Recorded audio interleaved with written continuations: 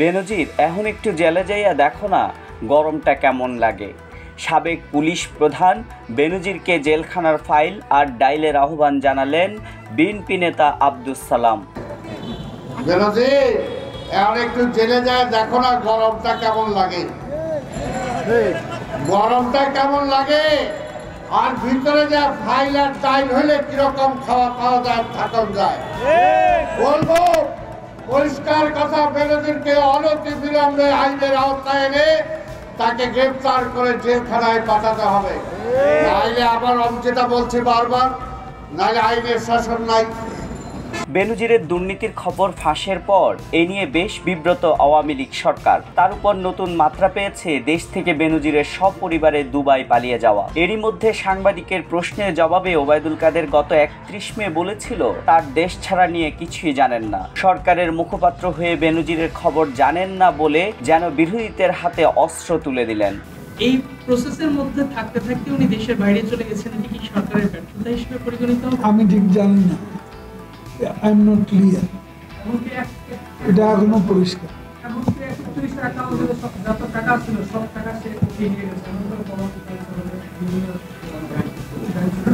আমি এইসব বিষয়ে যেহেতু আমি অবহিত নই, আমি এটা আইনের, এটা দুদক বলছে তারা টের পেয়েছে, দুদক সেটা প্রমাণ করে।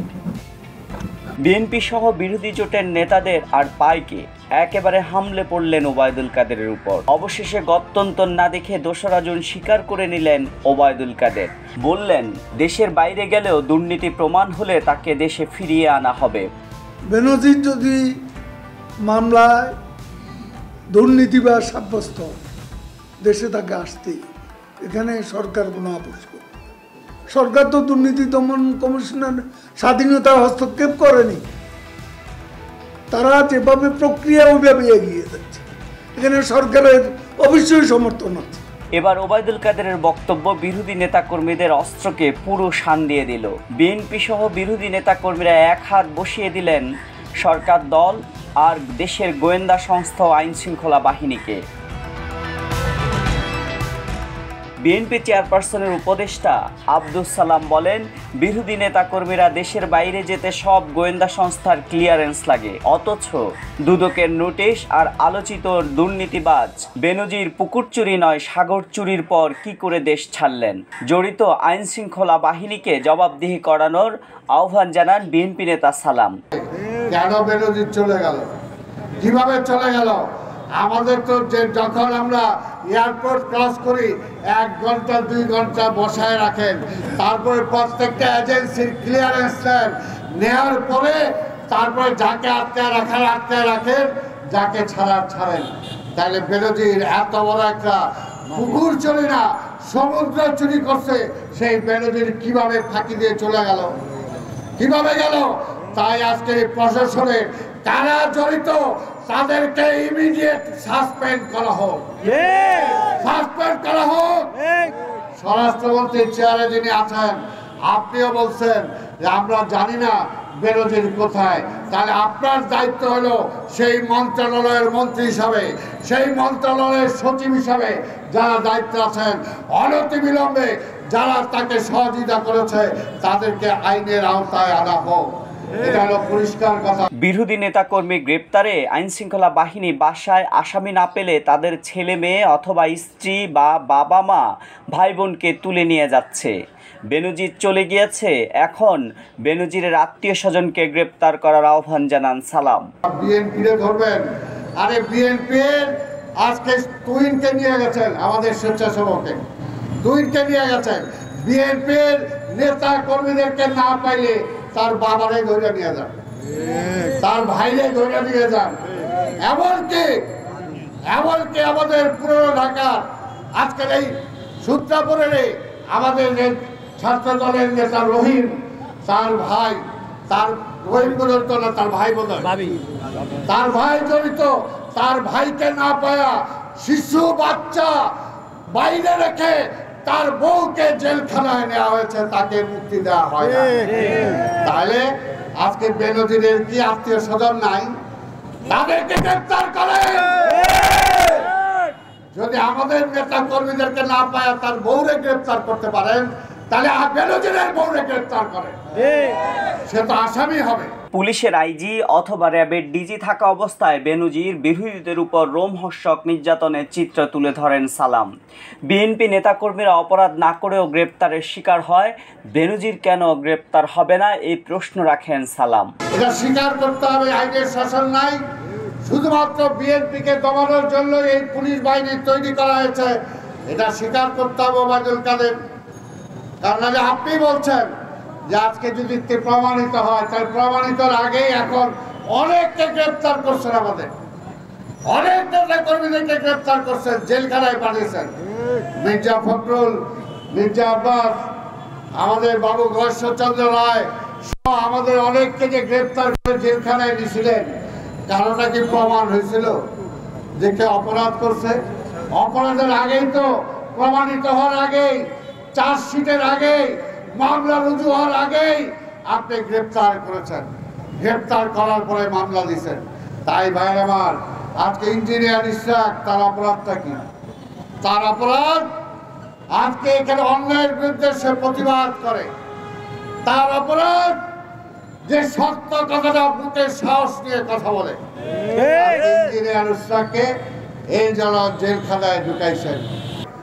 ওবায়দুল কাদের সাহেব, আপনাকে প্রশ্ন করতে চাই, তাহলে আপনি তারে ভাগায় দিছেন, তাহলে আপনি এখনই আনার ব্যবস্থা করেন, অনতি বিলম্বে এই মামলা যাতে সুষ্ঠুভাবে হয় এবং সুষ্ঠুভাবে যাতে তদন্ত হয়, তার বিরুদ্ধে সব মামলা রুজু হয়, অনতি বিলম্বে বেনজির আহমেদকে গ্রেফতার করতে হবে। তাহলে আমাদের নেতা কর্মীদেরকে জেলে পাঠাইবেন। আজকে এই বেনজির এই ঢাকা শহরে চরম সন্ত্রাসের রাজত্ব কায়েম করেছিল। সে সরকারি পোশাক পরে কিভাবে বিএনপিকে ধ্বংস করা যায় সেটার জন্য মাঠে নিজে নেমেছিল। আজকে সেই বেনজির, মন্ত্রীরা বলেন যে সে কোথায় আছে জানি না, বিদেশে চলে গেলে ওবায়দুল কাদের বলেন তাদের ধরে আইনা হবে। দেশে কি সরকার আছে কিনা এটাই বোঝা বড় মুশকিল।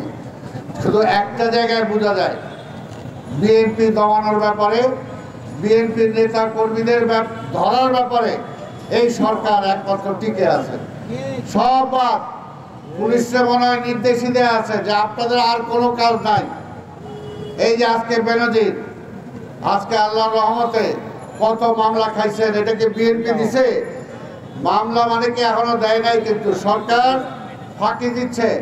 আওয়ামী লীগ সাধারণ সম্পাদকের সুস্থতা নিয়ে প্রশ্ন তুললেন বিএনপির স্থায়ী কমিটির সদস্য গয়েশ্বর রায়। তিনি বলেন ওবায়দুল কাদেরের জন্য মানসিক ডাক্তার দরকার। বেনজিরকে চোখের সামনে দিয়ে পার করে দিয়ে জনগণকে ফাঁকি দেওয়ার চেষ্টা করলেন কাদের। ওবায়দুল কাদের মানে কথা বলতে বলতে এমন একটা অবস্থা দাঁড়াইছে, তাকে কথা শুনে সে সুস্থ না অসুস্থ বোঝা যায় না। এবং এটা বুঝতে হলে মনোবিজ্ঞানী ডাক্তার দরকার, তারা নির্ধারণ করতে পারবে এই মানসিক সুস্থ না অসুস্থ না প্রকৃতস্থ। তিনি বললেন ধৈর্য আনবেন, ফেরত আনবেন, চোখের সামনেটা পার করে দিলেন, জনগণকে ফাঁকি দিলেন, আর কত ফাঁকি দিলেন। চালাক মানুষের একটা দোষ কি জানেন? চালাক মানুষ মনে করে তার চালাকি কেউ বুঝে না, সবাই যে তার চালাকি বুঝে, এই চালাক মানুষটা তা বুঝে না। ওবায়দুল কাদের এরকম চালাক, ওদের কথা সবাই বোঝে, ওরা মনে করে যে দিলাম খাইব। আজকে বেনজিরের নিয়ে অনেক কথা বলবে, আজ পর্যন্ত বেনজিরের বিরুদ্ধে মামলা করে তদন্ত করতেছে, আর শুধু তাকে চিঠি দিচ্ছে তাকে এবং তার বউকে 9 এবং 11 তারিখে বলা হয় শুধু কার্যালয়ে হাজির হওয়ার জন্য, তাকে জিজ্ঞাসাবাদ করার জন্য। তাহলে it was an official document. It has been called by the anti-corruption. সরকারের পুলিশ, গোয়েন্দা সংস্থা আর ওই এয়ারপোর্টে যারা থাকে ইমিগ্রেশনে তারা অন্ধ, কানা, বোবা, না মূর্খ, লেখাপড়া জানে না। এই সংবাদ তো সকল পত্রিকায় ছাপা হয়েছে, টেলিভিশনে প্রচার হয়েছে। তারপরে তিনি জামাই আদরে ফেয়ারওয়েল নিয়ে গেলেন বিদেশে। আপনারা জানেন 2015 সালে আমাদের স্থায়ী কমিটির সদস্য জনাব সালাউদ্দিন আহমেদকে গ্রেপ্তার করেছিল। তখন রেলের মহাপরিচালক ছিলেন জনাব বেনজির আহমেদ। তাকে গ্রেপ্তার করতে উত্তরাতে ঢাকাতে তাকে আবিষ্কার করা হলো শিলং থেকে। এই একটা পথ তার চোখ ফাঁকি দিয়ে সালাউদ্দিন ভারতে পলায়ন করল। তার মানে এই রেলের বেনজিরই তাকে সীমান্ত দিয়ে পার করে ওইখানকার গোয়েন্দা সংস্থারা তাকে নানাভাবে নিচে নিতে ওখানে যে তারা বললো যে এখানে একটা লোক পাওয়া গেছে, পাগলের মতো ঘুরতেছে নানা দিকে। এই যে দেশ থেকে একটা মানুষকে বের করে দেওয়া, আপনারা জানেন জনাব ফরহাদ মাজার একজন বিশিষ্ট ব্যক্তি। ফরহাদ মাজারকে ঢাকার থেকে খুলনাবন্দ নেওয়া হবে। যারা নিলেন তাদের পিছনে আবার বাংলাদেশের পুলিশ কাউন্টার দিয়ে খুলনাতে থেকে তিনি তাকে ফিরে আনলেন।